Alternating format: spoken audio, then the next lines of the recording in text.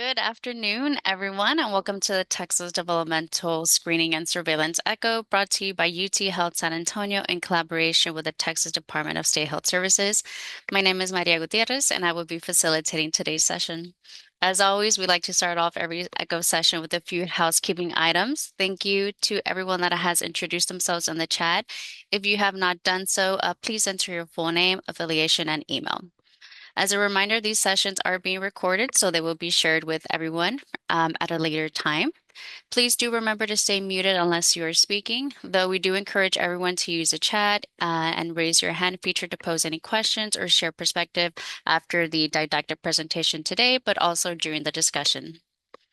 If you are having any connection issues, please privately chat Karen, our Echo IT, for today. To ensure privacy, no personal health information is allowed at any point during today's session. This does include names, addresses, birthdays, or any other identifiable information. Let us make every effort to avoid biases and stigmatizing terms so that we can continue having a space that is respectful and safe to learn for everyone. Lastly, today's session will begin with some introductions, a didactic presentation, followed by a case study. Then we'll all move on to some breakout rooms where you'll meet with one of the hub team members and have a lively and amazing discussion. With that, we'll go ahead and move on over to some introductions from the team. The first one I see is Dr. Mandel. Hi, everyone. I'm Dorothy Mandel. I'm an associate professor at UT Health Houston School of Public Health, and I'm so happy to see you all here. Faith. Good afternoon, everyone. Faith Rivera. I'm the CEO and principal consultant for Alo Civitas Consulting. Good to see everyone. And our And I'm didactic, go ahead, Dr. Cox. and I'm Jennifer Cox with My Health, My Resources in Tarrant County, working closely with Help Me Grow North Texas. And it's good to see everybody. Yes, thank you so much for everyone that's joining us today. With that, I'll go ahead and kick it back off to Dr. Cox. Once you see those didactic presentation slides pulled open by Karen, you're good to go. Okay, great. Thank you. Okay, so we know that behavior is something that comes up repeatedly. It's something that as a request to be addressed. And you may remember a couple of months ago, somebody presented some information on applied behavior analysis, or ABA. So we're going to refresh a little bit of that and then jump into some additional strategies that hopefully you will find helpful. Next slide, please.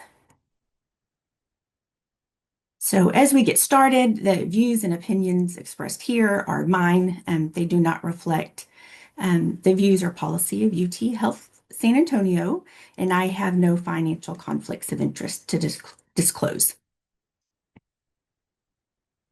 And as always, our goal is to keep our language as bias-free as possible, but we know that sometimes we might accidentally or unknowingly use something that is a bias or stigmatizing term. So we acknowledge that unintentional lapses may occur. We value and encourage you to let us know if that does happen, and we're always working to improve our communication to be as respectful and inclusive as possible. Next slide. Okay, so if you were here a couple of months ago when there was a presentation on autism and applied behavior analysis, our presenter talked about a little bit of the background of ABA, what that looks like, how it is applied with individuals, and she shared this concept right here of antecedent, what comes before the behavior, and consequence. And I know sometimes we think of consequence as a negative, but the truth is consequence is just what happens because. So the consequence here in this example is that you get to eat the delicious cookie. So the antecedent is the individual saw the cookie jar, they got the cookie is the behavior, and the consequences is they got to enjoy it. So next slide, please. Thank you. So often, if you have a behavior analyst or a behavior therapist working with any of the students that you serve, they will talk about that ABC model frequently. They may even have you mark down data on, let's say a child frequently has difficulty during large group time, that you'll keep track of what happened before. Maybe they were asked to stop what they were doing. What did the behavior look like? And then what was the response and what happened as a result of that behavior? But today we're going to go a little further and then also a little outside of ABA, but talk about extraneous or confounding variables. And those are not terms that you're necessarily ever going to have to use, but if you have a board certified behavior analyst working with the student, they might. And so sometimes just the language can be helpful. But these are those things outside of the three-step ABC model that occur before even the antecedent. So in that our example of seeing the cookie jar, what are things outside of that that may have impacted the response when they saw the cookie jar? So maybe it's around lunchtime. Well, I might be more likely to take a cookie if I'm hungry and it's around lunchtime or dinner time and I haven't been able to eat yet. Maybe I didn't sleep well last night.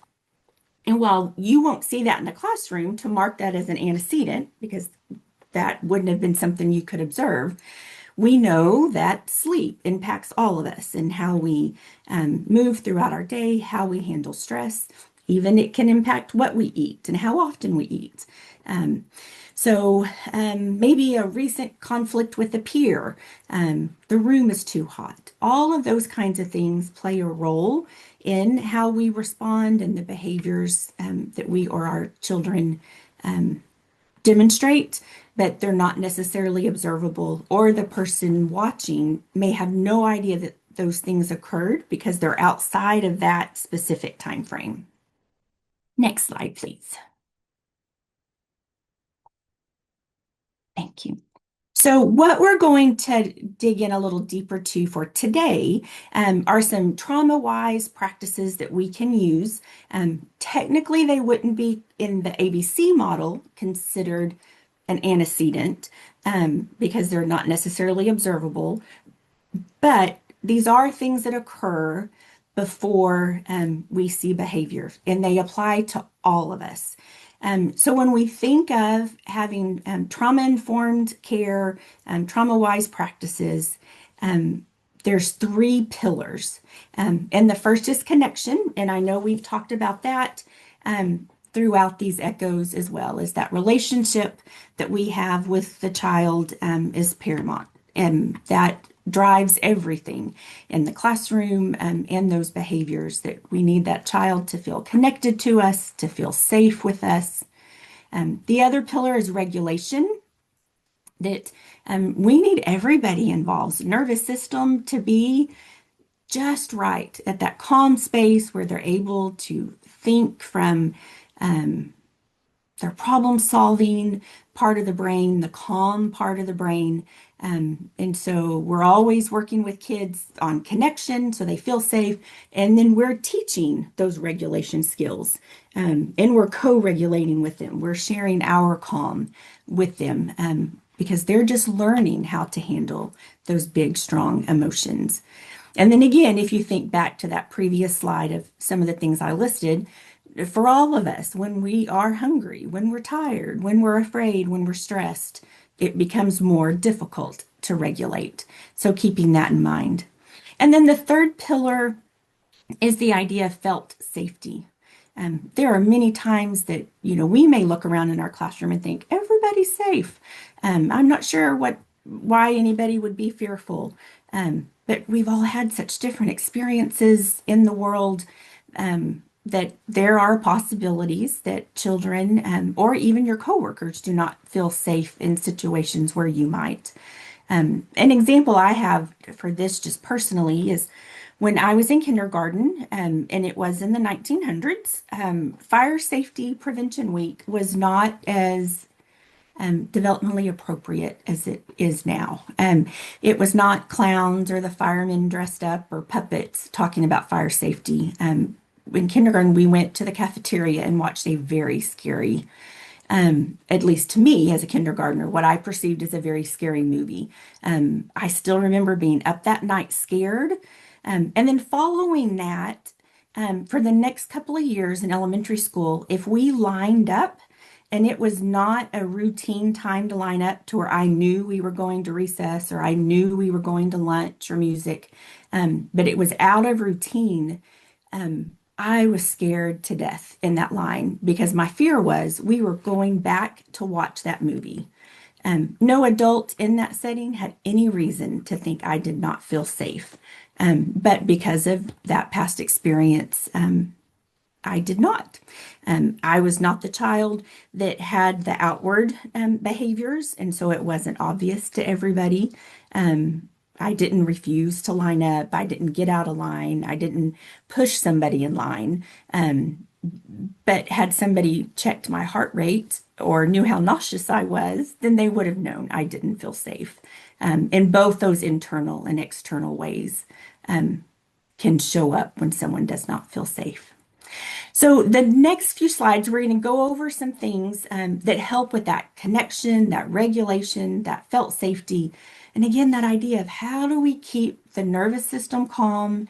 Many of our children and the adults you work with, because of past experiences, their nervous systems are just on alert. They're always scanning the environment, looking for danger, trying to figure out why they feel scared. And so the more we can help with that calming, the better, and then also the less behaviors that you may see in the class that you wish you didn't see. Next slide, please. So this information from the previous slide and for the rest of this presentation is from the trust-based relational intervention, which was developed by Karen Purvis at TCU, at the Karen Purvis Institute for Child Development. So if you're familiar with TBRI, you would have heard the terms empowering principles and strategies. And again, these are ways that we focus on meeting a student's physical and their environmental needs to enhance connection, increase felt safety, and support regulation. Because so often the behaviors that we see in the classroom that we would like to not see are really an example of a child just can't do what we want them to do yet. It's not a refusal to do what's asked. That child needs our support and our help. And these are some ways long before a behavior occurs that we can help provide that support. Next slide, please. So as I mentioned in the previous slide, that some of them are physical, how we can empower a child physically to be as successful as possible. And one of the primary ones is hydration. Just as we need to drink frequently throughout the day, our children do as well. Even just being slightly dehydrated has an impact on our cognitive functioning, how we're able to regulate our feelings. So pausing throughout the day, making sure children have access to water, and then again, you as well. Your ability to respond to things in the classroom, to manage your own stress levels will be highly dependent on how hydrated you are as well. So we want to stay hydrated. We know that exercise and movement are part of that regulation process and us being able to stay calm. What we eat, some of our children, if you monitor when the undesired behaviors occur, you may start to find patterns. Maybe it's a certain time of the day or it's after they've had a lot of sugar and they're crashing. So we know that blood sugar that fluctuates throughout the day can certainly be related to behavior. So having access to nutritious food throughout the day, snacks, meals, are also ways to help address some of those behaviors. Sleep, we know, is incredibly important for our overall health. It feels like more and more research comes out all the time about how important sleep is, and especially for the developing brain. And while you do not have control over how much sleep they're getting at home, knowing that that could play a role, communicating with the parents, how was last night? And or a parent letting you know he didn't sleep well, or he's been up extra early this morning, or we had this event last night and he went to bed extra late.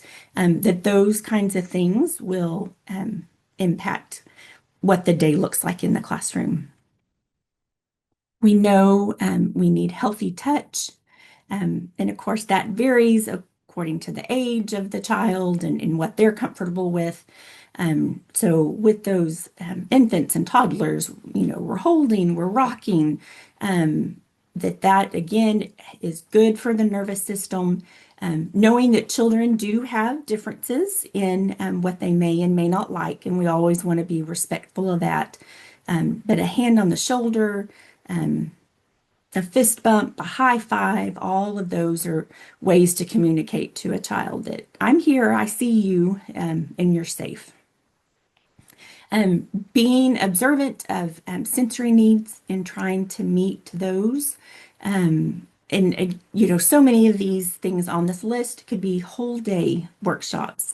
And maybe in the future we can dig in a little deeper on some, but just want to touch on them. But knowing your kids have different sensory needs, some need more movement than others, some need heavy movement. So giving them something to carry, will you take these books over to that table on the other side of the room, or doing elephant, hippo kind of stomping steps down the hall, are all things for some kids that might help with the calming and the regulation.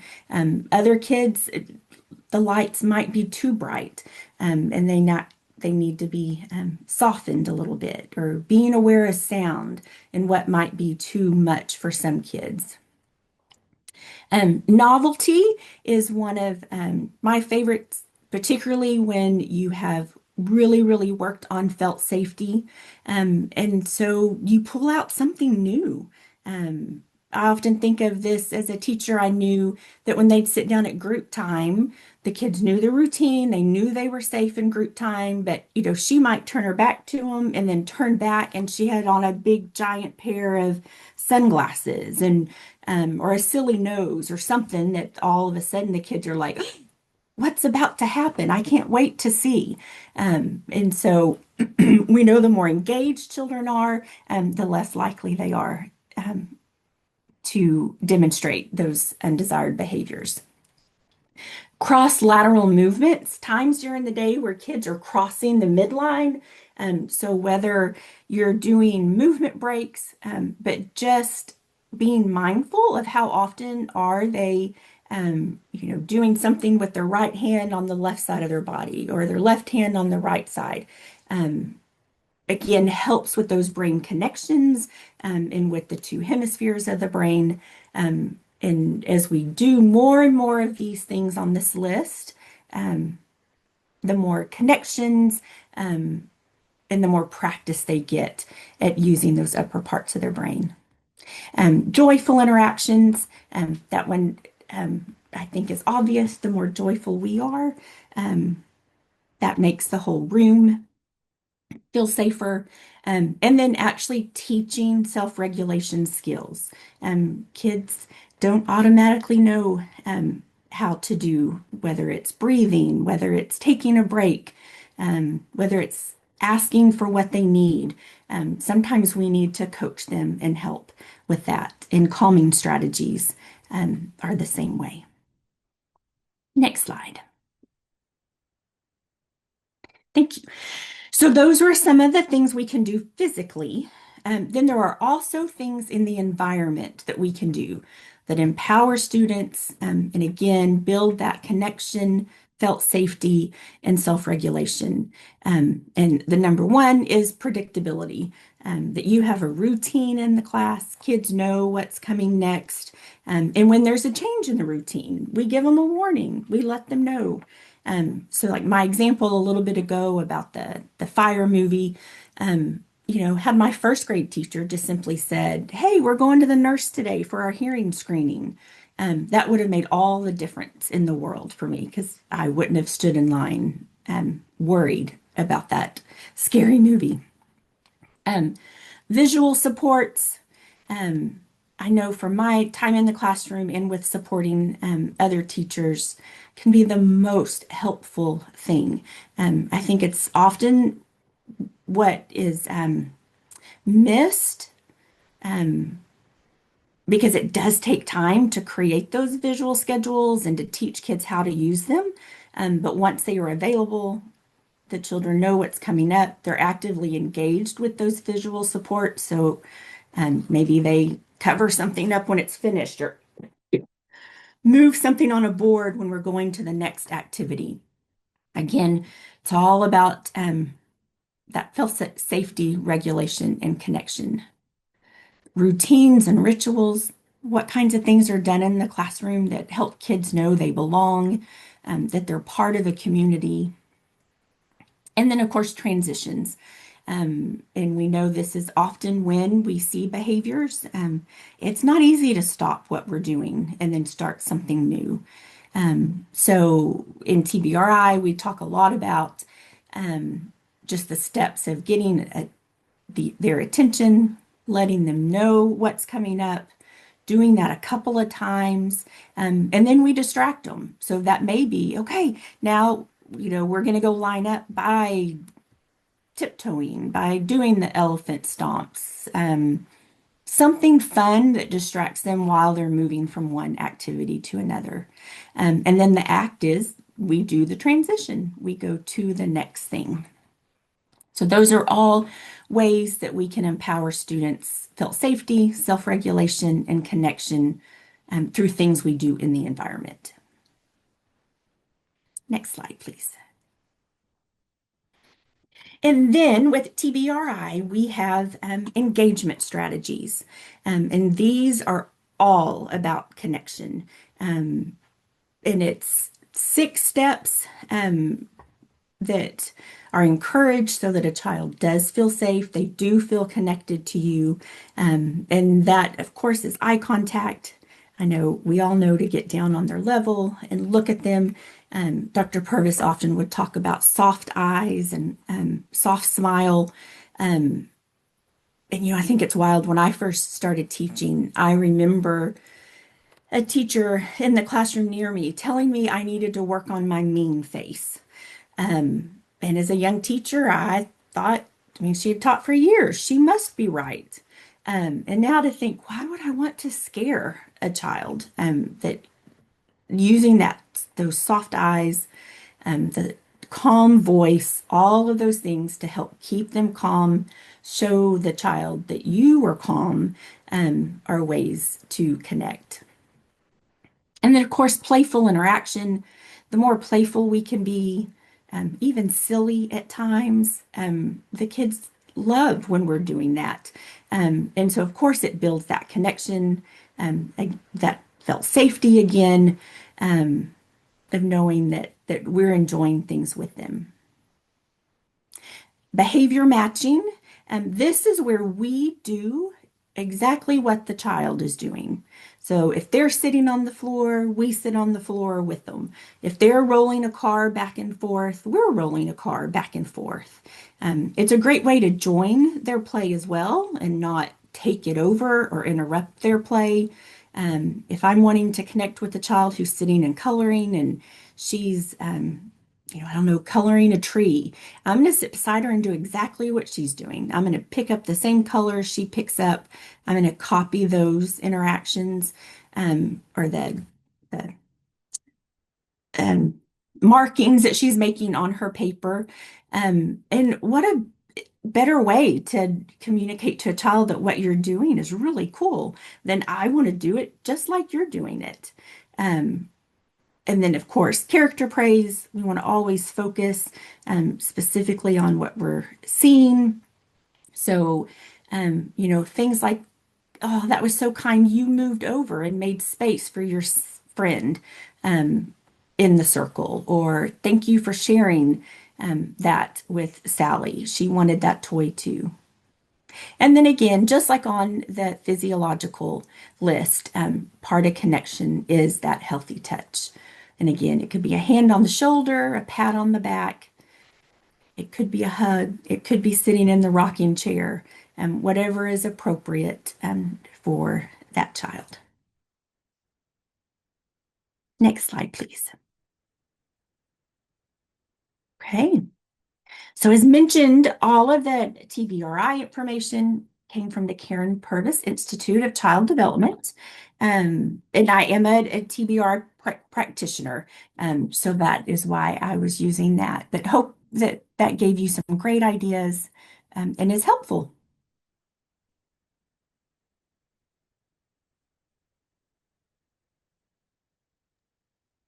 Thank you so much, Dr. Cogs, for all that great information. Oops, camera did not turn on. Apologies, everyone. There we go. Now I'm not a faceless person just speaking. But thank you so much for that presentation. I think what really stood out to me is how you mentioned, that safety isn't always observed and how it looks so different for everyone. And I do think that that's something I'm going to be more mindful of.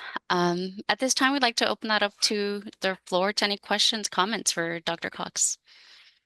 Please feel free to unmute, raise your hand, use the chat function.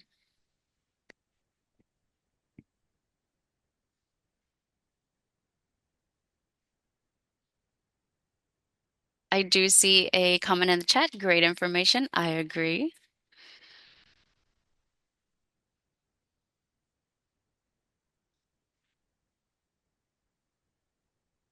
A lot of good positive comments for you, Dr. Cogs, coming through. Anything from our hub team that you all would like to add?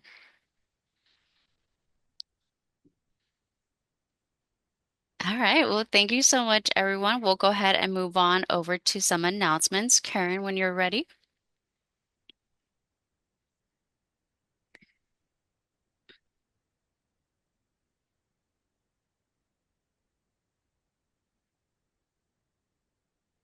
Please don't forget to claim credit using your TechPets account and scanning the QR code on the screen.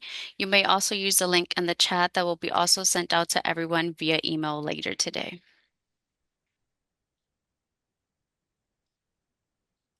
If you're interested in presenting a case, please feel free to submit the case using the link in the chat. We're always happy to accept any community cases. Our hub team is always ready to, provide expertise, as so is the learning community. So please feel free to share any possible cases that you have with us.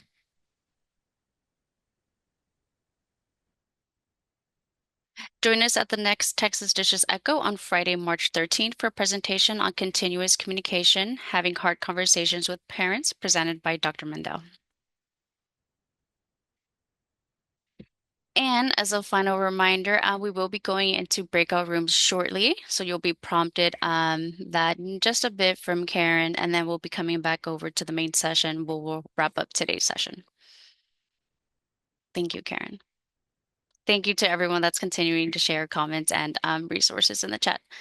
With that, we'll go ahead and move on over to our case presentation by Dr. Cog. So Karen, whenever you're ready.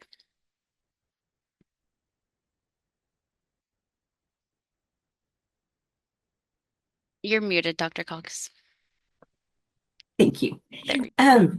So this is actually a call that I received recently from a director of a child care program mentioning that they have a 3-year-old that turned 3 in September, and at that point was moved to the 3 and 4-year-old classroom.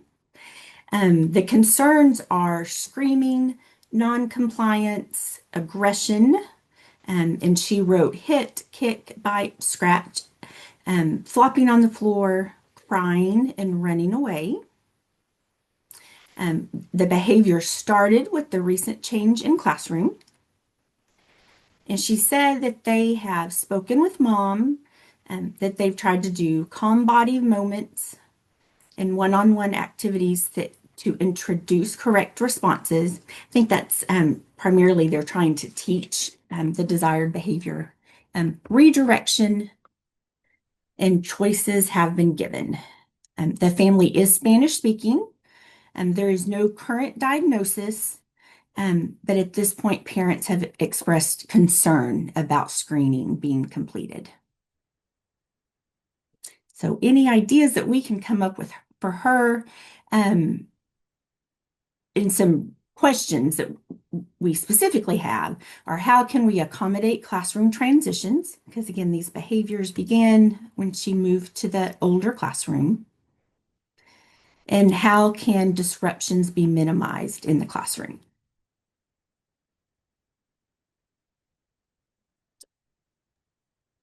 Anybody have any clarifying questions or comments for Dr. Cox before we move on over to breakout rooms?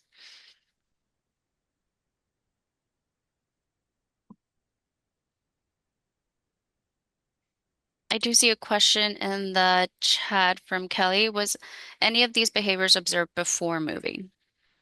Yes. Has a family asked a pediatrician if they don't want any screening? They have not yet. I know the program staff have encouraged them to talk to the pediatrician.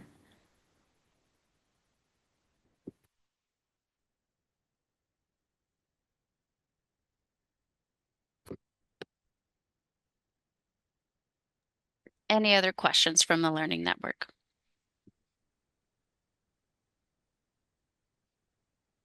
How long has it been since they made the transition to the older class? About 3 months. Okay.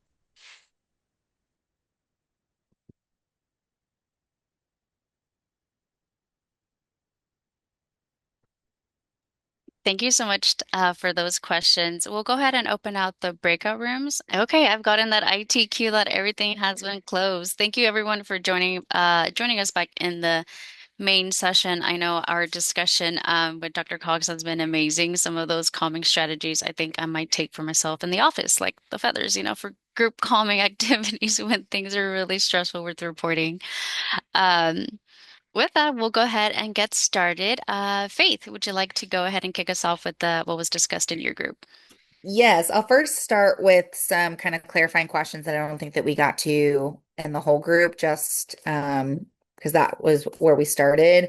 The group was wondering kind of how verbal the child was. Was there a difference in how the child reacted with bilingual versus monolingual staff?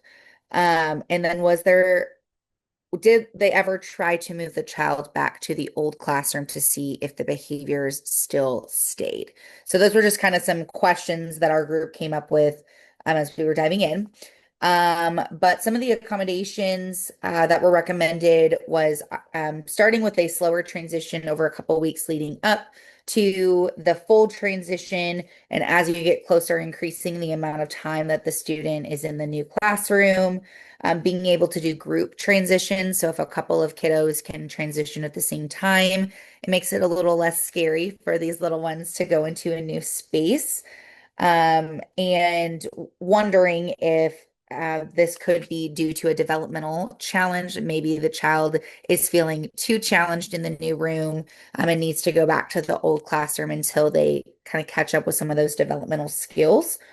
Some of the recommendations for disruption minimization was the teacher being aware of the triggers and, of course, trying to minimize those where possible. One of the recommendations given was having a soothing item that maybe could be given to the student, like a fidget, a blanket, something that could just help them remember their old classroom and the safety that they felt as they start transitioning and hopefully feeling safe in this new classroom. If you say you're going to do something, make sure to follow through with it. So I hate to use the word threaten, but that's what's coming to my mind. If you say you're going to do something for the child, like there's going to be some kind of consequence for a behavior, following through with that. And then utilizing other children within the classroom to be able to model appropriate behavior. So bringing some of their peers in to help, model for Susie, this is how we use our words. This is how we share our emotions in a healthy way. So hopefully the children can start learning from one another. And then the last piece was ensuring parents are on the same page for how behaviors are expected within the classroom. So then there is that continuity between home and school. Dr. Cox, would you be able to answer those questions Faith had at the very beginning of her comment sharing? Um, the best that I can. Mhm. I'm trying to think. The questions, the director did not mention that there had been any challenges before the move.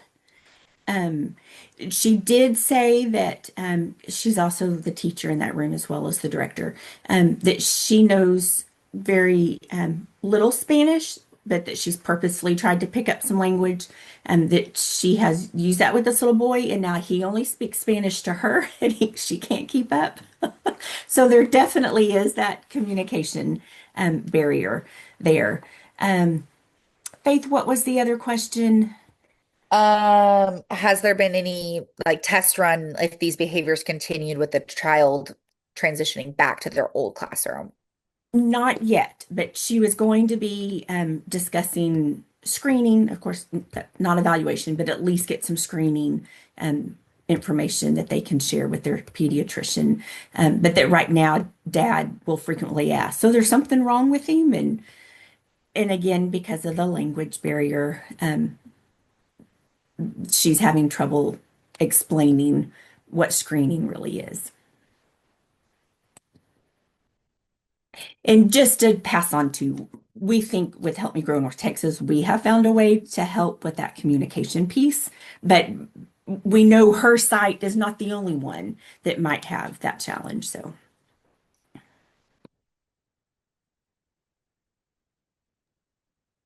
Thank you. Dr. Cox, would you go ahead and like to share your notes from today's discussion? sure, absolutely. So some of them were very similar to what Faith just shared. Um, in some questions too, like what did bonding look like in the other classroom? How connected was the child? And so some ideas to answer that question of how can we support transitions. So of course that slow transition, like Faith mentioned, um, spending time in both classrooms for a while, and going as slow as we need to. But someone also did bring up, like in this particular situation, if it's already done, then that previous teacher going into the new classroom at snack time, lunchtime, sometime when he or she's able to step away from their class, visit, show that child that that relationship is still important to them, and help them feel seen and heard. Um, there were questions like, has anything changed at home, or was it just the classroom? Um, and then with the disruptions, maybe separating some of the older from the younger children for some activities, because technically those kids that were 4 that when they started school, they could already be 5. So a brand new baby 3-year-old and a 5-year-old, that can be a pretty big gap. Um, Maybe setting up a buddy type system in the classroom. So there's someone that can show him around, show him where things are, and help him also make a connection in the room. Um, I think, oh, and then of course, some of the teaching the strategies. So breathing as a whole class group. Um, so he doesn't feel singled out, but the whole class is practicing. And then of course we touched on those empowering principles too of, is he's in a new environment? If he's anxious, is he eating enough? Is he drinking enough? All of those kinds of things. So. Thank you, Dr. Cox. And finally, Dr. Mendel. Well, we talked about almost all of this too, the same things. In particular, one of the things that I think is a little bit different is actually that was discussed in our group is also helping the parents because especially with this language barrier that's happening between the parents. So people are talking about like training the parents on which language to use. And I don't mean Spanish or English. I meant talking about what a transition means, what a choice means, what it means to talk about structure and the new structure you're in, and making sure that the parents and the daycare center are aligned on how they're talking to the child. Um, The other thing that was brought up with transition when it comes, especially moving up to a 3, 4-year-old class, because you're now getting into pre-K level stuff, as opposed to a 2-year-old class where you're doing a lot of sensory play, you're doing a lot of fun stuff. But practicing that structure before you move a child up, and whether that practice is just 1 week or 2 weeks or even a month. But getting them to do that, and also focusing on anxiety reducing activities and anxiety reducing items for the child, hopefully to help build up that felt safety when they walk into the room, so they're not walking into the room totally already dysregulated, but getting them to a place where the anxiety is being brought down. So weighted blankets, weighted toys, etc., where other sensory things that the child can use were brought up. And also, I just want to put another plug in this for peer co-regulation, finding that child a buddy who can help with the co-regulation, helping the child co-regulate. Which, Maria, should I then go back to summarizing today in my 1 minute? Which brings us back to like today and everything we've talked about today.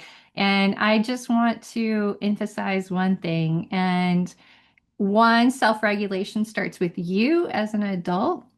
And you are the source of self-regulation for a class, especially a 3-year-old class or a 2-year-old class. That regulating yourself moves into co-regulation that you can share with the family, or you can share with the kids in your classroom. So I want to emphasize that as much as possible. And also the other thing that I think very much with Dr. Cox's example, as well as everything that she talked about, is recognizing and understanding that you do not determine if the child feels safe. You can control a lot of things, but it's not your job to say the child is safe in my classroom. You can guarantee physical safety, but if a child's feeling anxious, then clearly the child has some points of not being not feeling safe. So I just want to emphasize that as adults, it's kind of humbling. We want to make all the decisions. We want to be there. We're setting the boundaries and the environment and doing everything we can to make that child feel safe. But it's not us as an adult who gets to determine whether or not that child feels safe. So I think that's it, Maria. Thank you so much, everyone. Yes, thank you everyone for joining today's session. We have just shared the QR code again for everyone that was not able to scan it earlier. So please feel free to scan that now to claim your Tech Pets credits. It has also been shared in the link. The link has also been shared in the chat, and then we'll be sharing that with everyone via email. Thank you everyone for joining us. We'll see you guys next.